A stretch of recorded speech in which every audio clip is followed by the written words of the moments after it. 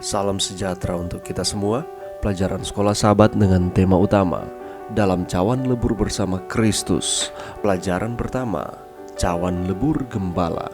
Selasa, 28 Juni. Jalan memutar tak terduga bagian pertama. Lembah. Sekalipun aku berjalan dalam lembah bayang-bayang kematian, aku tidak takut bahaya, sebab Engkau besertaku. Gadamu dan tongkatmu itulah yang menghibur aku. Mazmur 23 ayat 4. Alangkah baik jika jalan kebenaran hanya berliuk-liuk di sepanjang tepi sungai yang sejuk dan penuhi rumput. Tetapi bukan itu cara Daud melukiskannya. Di sepanjang jalan ini juga terdapat lembah bayang-bayang kematian, bukan tempat yang ingin kita kunjungi. Pada waktu-waktu tertentu dalam setahun, sungai-sungai kecil yang kering dan ngarai yang ditemukan di Israel rentan terhadap banjir bandang yang bisa datang secara tak terduga dan meluap. Tempat-tempat ini juga sangatlah sempit, dengan sisi curam yang menghalangi cahaya.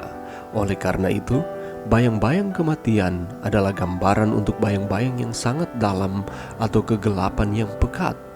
Pikirkanlah tentang saat-saat Anda berada di lembah bayang-bayang kematian Anda sendiri. Sudah seperti apakah itu? Apakah Anda memiliki rasa takut meskipun Anda tahu bahwa gembala ada di sana? Ayat Alkitab mana yang paling berharga bagi Anda saat itu? Dan mengapa? Menurut Anda, bagaimanakah domba itu berakhir di lembah? Apakah menurut Anda domba-domba itu pergi ke sana sendiri? Atau apakah gembala itu sendiri yang memimpin domba-domba itu? Berikan alasan untuk jawaban Anda. Elizabeth Elliot menulis, seekor domba yang menemukan dirinya di lembah bayang-bayang kematian mungkin menyimpulkan bahwa dia telah dipimpin secara salah. Perlu baginya untuk melintasi kegelapan itu agar belajar untuk tidak takut. Gembala itu masih bersamanya. Pernahkah Anda merasa bahwa Anda telah dituntun secara salah ke dalam lembah? Bagaimanakah Anda merespons Allah selama ini? Menurut Anda, mengapa gembala mungkin bersedia mengambil resiko disalahpahami dengan mengizinkan kita memasuki lembah yang gelap? Pelajaran yang bisa kita dapatkan pada saat ini, kalau kita membaca di dalam Alkitab, lembah seringkali dijadikan sebagai kata kiasan untuk hal-hal yang sulit, masa kegelapan, kekalahan, ketidakberdayaan, kesusahan, bahkan penderitaan. Oleh karena di dalam Mazmur 23 ayat 4 kita dapat menemukan kata lembah kekelaman atau lembah kematian. Lembah yang dimaksudkan oleh Daud adalah di mana setiap orang yang berjalan melalui tempat itu beresiko menghadapi sesuatu yang tersembunyi di dalam kegelapan padang pasir. Oleh karena padang pasir tersebut berlembah, tidak datar, dan oleh karena keadaannya seperti itu, maka ada kemungkinan besar ada satwa liar, penjahat, bahkan hal-hal yang tidak diduga yang ada di sekitar lembah tersebut.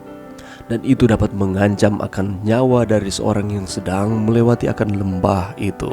Sama seperti dengan kita saat menjalani akan kehidupan kita di dunia ini, pasti kita pernah mengalami dan merasakan masa-masa sulit, serasa berada di dalam lembah. Kita berada di dalam kehidupan yang rentan dengan putus asa oleh karena banyak masalah, tekanan yang datang silih berganti di dalam kehidupan kita, sehingga terciptalah perasaan takut dan khawatir.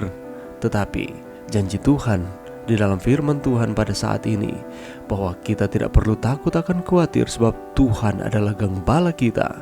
Dia tidak akan pernah meninggalkan saudara dan saya walaupun ada di dalam lembah kekelaman. Itulah sebabnya Daud katakan ia tidak takut bahaya karena Tuhan beserta dengannya. Demikian pula dengan kita. Kita tidak perlu takut bahaya di dalam setiap tekanan yang datang silih berganti di dalam kehidupan kita, karena kita mengandalkan Tuhan.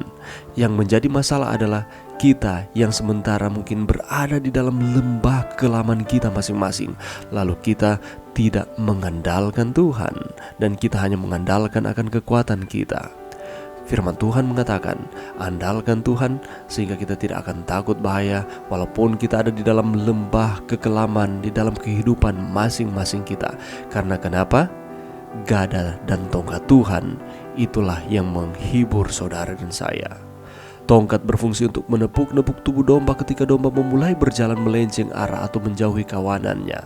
Dan tongkat ini tujuannya adalah untuk terus mengarahkan domba supaya mereka dapat berjalan sesuai dengan lintasannya. Sedangkan gada terbuat dari akar pohon dengan panjang tidak lebih dari 40-50 cm.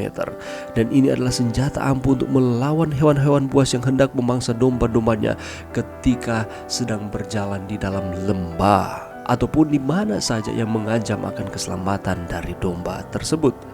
Gada ini adalah gambaran tentang jaminan perlindungan dan pembelaan Tuhan dari para musuh, sehingga kita tidak perlu takut menghadapi akan kehidupan kita ataupun kita saat ini sedang berada di dalam lembah kekelaman, karena Tuhan beserta kita. Gada dan tongkat, yakni perlindungan dan jaminan kasih sayang Tuhan, akan terus menjadi bagian saudara dan saya, sehingga kita akan terus aman di dalam perjalanan kita sampai ke tujuan. Mari kita terus tekun dan setia kepada Tuhan. Mari berdoa. Terima kasih Tuhan atas firman-Mu pada saat ini, dan bantu kami untuk kami terus setia kepada Tuhan. Terima kasih atas janji Tuhan perlindungan di dalam setiap kehidupan kami di tengah-tengah lembah kekelaman. Kami tidak akan takut karena Tuhan beserta dengan kami. Gada dan tongkat perlindungan Tuhan akan menjadi bagian kami. Ini doa kami Tuhan, di dalam nama Yesus. Amin.